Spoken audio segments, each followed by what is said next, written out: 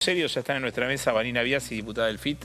¿Cómo estamos? ¿Cómo están? Bienvenido. Y Marcelo Vermolén, director del Observatorio de Calidad Institucional de la Universidad Austral. Bienvenido, ¿cómo estás? Un placer acompañarlos. Igualmente. Vamos a empezar por lo institucional. Ayer tuvimos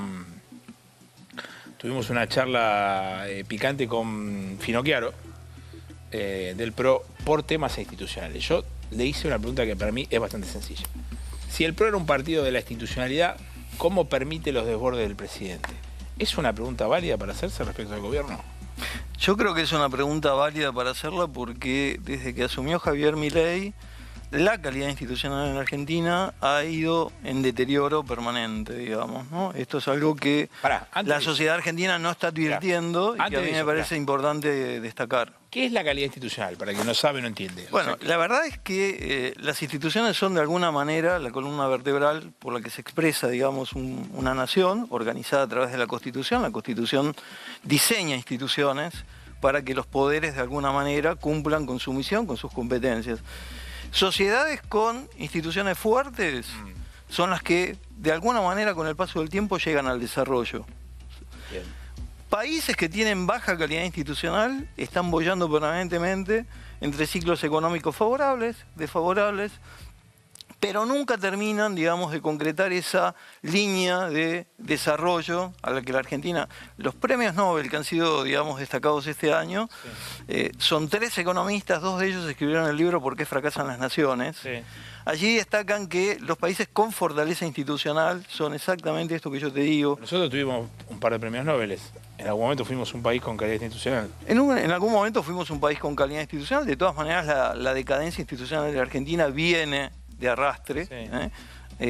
Yo diría que gobierno, mandato, la Argentina ha ganado algunas cosas, porque hay que decirlo, digamos, la Argentina que recuperó la democracia, recuperó el diálogo, recuperó cierto grado de institucionalidad, pero la democracia no ha cumplido a lo largo de estos 40 años con el mandato que se le esperaba, ¿no? Digamos, si bien la sociedad argentina es una de las pocas de Latinoamérica que defiende a ultranza la democracia, tal vez por el traumático paso por la dictadura, la verdad es que así como la sostiene también le reclama, ¿no? Digamos, le reclama por no haber generado el desarrollo, la transversalidad. Ahora voy a ir con Vanina, pero te había interrumpido cuando vos decías desmejoró la calidad institucional. ¿En qué indicadores se ve? La verdad es que en Argentina no hay una política anticorrupción clara. Milei repite el esquema de todos los mandatarios anteriores, de que investigan al que se ha ido, al que ha perdido el poder, pero no hay una capacidad de controlar la corrupción en tiempo real, lo que pueda estar ocurriendo ahora, ¿no? Sí. Entonces Milei ahora investiga a Alberto Fernández investigó a Mauricio Macri investigó a Cristina Fernández de Kirchner, pero la corrupción en tiempo real, Argentina no tiene organismos con capacidad autónoma. De hecho, Milei ordenó a la Oficina Anticorrupción y a la unidad, a la UIF de Información Financiera, que se retiraran de todas las querellas del Estado, donde el Estado tenía derecho a saber si se lo había perjudicado o no en hechos de corrupción. Hay conflictos de intereses permanentes en este gobierno. Es el gobierno con mayor cantidad de conflictos de intereses porque se permiten que ingresen personas del mundo privado a áreas del Estado que tienen que contratar con las mismas empresas o instituciones de donde provienen esos ahora funcionarios. Eso está prohibido por la Ley de Ética Pública. Milei no ha promovido, entre sus normas anticasta, no ha promovido una nueva ley de ética pública. La Argentina viene con una ley de ética pública vetusta que no puede regular esta cuestión de que cada vez los empresarios tienen más poder en la política, ¿no? Más poder en la democracia. Ahora, y hay mayor cantidad de conflictividad. Sí. Y te diría que esto se repite infinitamente. No se nombra al defensor del pueblo de la nación hace 15 años. Sí. Milei no propone un defensor del pueblo de la nación. Bueno, los dos gobiernos previos tampoco. Por eso, digo, esto es una cuestión, como te decía, que viene sucesivamente en deterioro, ¿no? 15 años pasaron 4 presidentes, incluyéndolo a Milei, no hay, digamos, una vertiente clara de respeto por la institucionalidad. El acceso a la información pública, lo veníamos hablando hace un ratito con Vanina, que es una de las pocas cosas que la Argentina venía trabajando muy bien. En 2016 se sancionó la ley, en 2017 entró a regir con sus deficiencias se iba quebrando la cultura del oscurantismo dentro del Estado, esta idea de que la información es propiedad de los funcionarios y no de la gente. Bueno, Milei, que se precia de ser un gobierno que desregula, decidió sacar un decreto regulando el acceso a la información pública, restringiéndolo. Entonces hoy todos los pedidos que se han hecho a posteriori del decreto han sido denegados. No tenemos posibilidad de acceder a la información pública. Vanina, es interesante lo que dice Marcelo respecto al tema del poder de los empresarios, porque en el caso de Trump se ve también, digamos, hay una conformación de una política ultra dependiente del poder económico, pero no porque el empresario ponga plata en el gobierno, sino porque actúan directamente. O sea, Trump tiene un gabinete que está manejado por las empresas de Silicon Valley y él no parece tener ninguna vergüenza en decirlo. De hecho, hay muchos rumores de si Elon Musk tumba leyes en el Parlamento o favorece leyes para esos sectores. Acá pasa lo mismo. Milei tiene una alianza con sectores tecnológicos. ¿Qué se puede hacer con eso? Porque parece un síntoma del mundo. Bueno, a eso quería ir. Más allá, digo, yo ahora me gustaría decir lo que yo pienso de esa institucionalidad que hoy está vulnerada, pero lo que es cierto es que creo que es una institucionalidad que está manoseada como fruto y como consecuencia de un capitalismo que en este momento no le sirve. Lo que creó antes no le sirve, no le está sirviendo. Entonces, la institucionalidad creada por ese mismo capitalismo, por un régimen claro, tiene una institucionalidad formada para beneficiar a una minoría social y para mantener una mayoría social con ciertos estándares que te permitan darle continuidad a esa institucionalidad. Bueno, eso ya no existe, y no existe, como decís vos, en el mundo, o mejor dicho, se está disolviendo en el mundo como fruto de un capitalismo que ya no le alcanza con lo que tiene, no le alcanza con las leyes que esa misma clase social creó, llevó adelante, etcétera, ya no sirve. Entonces empiezan los descartes. ¿En qué se nota en la Argentina, digamos, esa crisis de institucionalidad? Insisto, yo no creo que las instituciones, la población en general, pueda mirarlas como algo que deban defender o que merezcan defender, porque lo que ocurrió durante estos gobiernos anteriores fue que esa institucionalidad le dio la espalda a esas mayorías populares que terminaron perdiendo el respeto por esas instituciones. Entonces vino alguien y dijo, che, ya no sirven para nada. Dijo, tenía razón que no servían para nada. Quiero decir, se crearon esas condiciones. Pero se crearon esas condiciones porque a los Grobocopatel, a los Romer, a ellos ya no les sirve tal cual está. Y dicen, vamos a aprovechar, vamos a violar. Esto en algún momento necesitamos salir de una violación flagrante de la institucionalidad democrática. Hoy necesitamos volver a vulnerarla. Y sumo un dato al debate. Ahí me da la sensación de que los empresarios dicen, bueno, yo necesito, no sé, menos impuestos, o menos retenciones, o menos, mientras socialmente hay un padecimiento. Ahora, el gobierno, cuando concede esas medidas que el poder económico quiere, lo que hace además es darle sentido social a esa medida, porque lo que el gobierno dice no dice, che, a mí tal empresa me pidió tal cosa. Él dice, yo bajo retenciones porque esto es libertad para la gente. O sea, hay como una creación en el gobierno de Milei de sentido popular de medidas que a la gente no le interesan en lo más mínimo. O sea, la gente es una cosa medio rara de describir, pero lo generalizo así. Es decir, el gobierno dice, le bajo los impuestos a los autos de lujo. Y dice, che, esto es muy bueno para que la gente pueda comprar un auto. Y vos ves el precio de los autos de lujo, que son 40, 50 millones de pesos. Y vos decís, che, esto es un chiste. Digamos, pero el gobierno crea sentido sobre medidas que no son populares y que en general son pedidas por el poder económico. Hoy en este gobierno. ¿Se entiende lo que digo? Sí. Bueno, en verdad me parece que hay todo un relato instalado. Yo creo que los países que conviven con la corrupción y conviven con la impunidad van generando en cada mandato nuevos relatos. Bueno, es cierto. Vamos al gobierno anterior. El gobierno anterior decía, bueno, yo me preocupo por los pobres. Bueno. Y de jugar a la Argentina con el mayor. Y de jugar a la Argentina con el mayor. Si te preocupás por los pobres, tratemos de que haya menos. Bueno, por eso. Por eso. Entonces digo, no es una novedad que cada uno instala su relato. El tema es que la sociedad esté despierta, lo suficientemente lúcida como para darse cuenta cuál es la línea de la verdad y de la falsedad, ¿no? Me parece que, volviendo a lo que sucedió ayer, digamos, ayer se le retiró a la sociedad un instrumento que ya estaba incorporado, que estaba instalado, como eran las primarias, para que la sociedad decidiera quiénes son los precandidatos. ¿Vos estabas a favor de las PASO? Yo no creo en ninguno de los argumentos que se dieron, porque los datos y las estadísticas dicen otra cosa. Dicen que la sociedad está cansada de ir a votar. La sociedad está cansada de la política, no de elegir.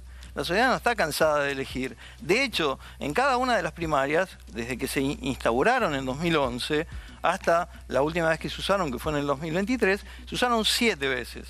4 elecciones presidenciales, 3 elecciones de medio término. Las elecciones presidenciales suelen convocar más fervor, más interés. Bueno, el promedio de participación ciudadana en una primaria presidencial fue del 75%.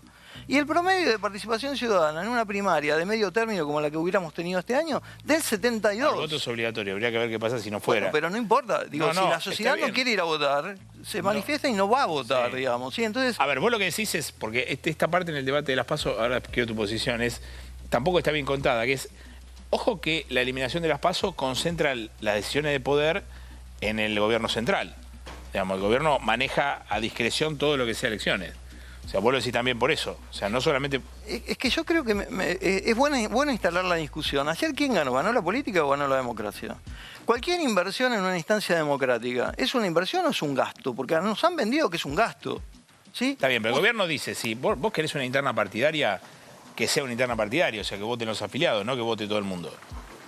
Bueno, pero el tema es que esa misma clase política que ayer suspendió, después de la crisis de 2001, fue la que levantó la voz para decir tenemos que tener primarias. La gente tiene que tener el poder de decidir por dónde tiene que ir un partido, cuál es la fuerza que tendría que ser dominante, que no haya pactos, que si las internas se hacen en días separados de las fuerzas políticas, la otra fuerza no interceda o no intervenga de manera tal de alterarla. Entonces se terminó diciendo, bueno, hacemos una primaria simultánea, obligatoria, porque el voto es obligatorio en la Argentina, y eso se fue respetando en el tiempo, ya estaba incorporado. ¿Por qué discontinuar algo que la gente ya incorporó? ¿Mañana? Yo, la organización a la que pertenezco, estuvimos en contra de la introducción de la PASO, digamos, dentro de la vida institucional y política argentina. Estamos convencidos que realmente tiene que ver exclusivamente con la falta de democracia interna en los partidos, en la mayoría de los partidos, que tiene que ver con la falta de mecanismos internos para llevar adelante una vida democrática en un partido. Eso no existe. Yo les digo, si yo les digo cómo funciona mi partido, todo el mundo se asombraría. Quiero decir, nosotros tenemos congresos partidarios regularmente, quiero decir, cada 1 año, cada 2, según cómo esté la realidad política en cada momento. Elegimos una dirección. Eso no existe. O sea, la lapicerita famosa que se menciona tanto, no existe. O sea, el peronismo, el radicalismo. Yo lo vi reflejado en 2 medidas. Una tiene que ver con la PASO, la otra fue el cupo. Cuando se votó el cupo femenino, una argumentación tenía que ver fundamentalmente con que de otra manera muchas mujeres que estaban haciendo política, sobre todo del radicalismo, me acuerdo en aquel momento menciones, no podían acceder porque no había una democracia interna dentro de ese partido que les permitiera, bueno, nada, llevar adelante en las mismas condiciones que el resto su vida política. O sea, ahora se van a correr. Entonces, igualmente. También tiene mucho que ver con eso. Ahora, yo voté en contra de la suspensión. Esta es una suspensión absolutamente oportunista a la medida y a la carta de lo que quiere un gobierno que está avanzando con medidas fascistas. Por lo tanto, ¿cuál es la duda de que había que oponerse a lo que ellos pensaban que tenía que ser? Ahora, recordemos que aquellos que votaron en el 2009 la introducción de este instrumento, ayer masivamente votaron para darle a Milei lo que Milei quería. La mitad del bloque del PJ o votó a favor de la posición de Milei o se abstuvo, lo cual era una manera también de allanarle el terreno. Entonces, este oportunismo está presente en toda la clase política argentina por diferentes motivos. Todos hablaban ayer de los gobernadores que ya parecen como una entelequia. Bueno, los gobernadores estaban practicando también su oportunismo con relación al gobierno. Se ha perdido, digamos, quizás muchos no lo tuvieron nunca, cierta cuestión que tiene que ver con principios, moral, poder llevar adelante esos principios con un programa que uno lleva adelante, porque nada de eso está importando en la realidad política argentina, solo beneficiar a la clase capitalista que está detrás de Milei. Y yo esto lo marco mucho, porque yo quiero insistir frente a la población que Milei no es nadie. Y uno dice, che, por supuesto que no es nadie. Vamos, si yo tengo que agarrar a un dirigente peronista de la Argentina, digo, es una tradición política de años, es el sindicalismo, es centros de estudiantes, es esto, es aquello. ¿Qué es Milei? Milei es solamente un títere de grupos empresariales, nada más que eso. Y los gobiernos anteriores, que eran tan capitalistas como este, no eran solamente títeres de grupos empresariales, sino que a través de la historia, digamos, tuvieron que desarrollar una inclusión de ellos en todas las instituciones y en todos los poros de la sociedad. Él no. Él es un títere exclusivamente de estos intereses. Marcelo. Digo, uno de los argumentos fue que las pasos no han servido, no han cumplido su función. Las dos veces que la oposición se organizó en primarias abiertas, simultáneas y obligatorias en elecciones presidenciales y utilizó el instrumento, le sirvió para desbancar al oficialismo que estaba en el poder y acceder al gobierno. Ayer apareció Lo eso. hizo Mauricio Macri en 2015. La PASO, la interna, le permitió, digamos, finalmente acceder al poder. Y lo hizo Milei en 2023. Si no hubiera habido primaria, Milei no se hubiera colado en la discusión.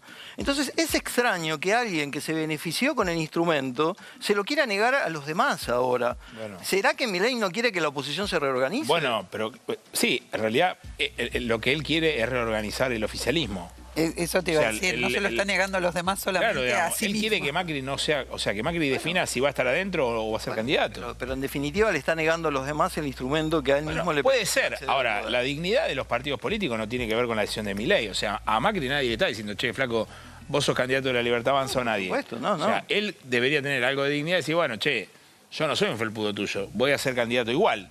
O sea, Pero, Milei perdóname. puede, a ver, para que se entienda, Milei puede definir sobre la herramienta, sobre el instrumento, no sobre la decisión política de alguien. Obvio.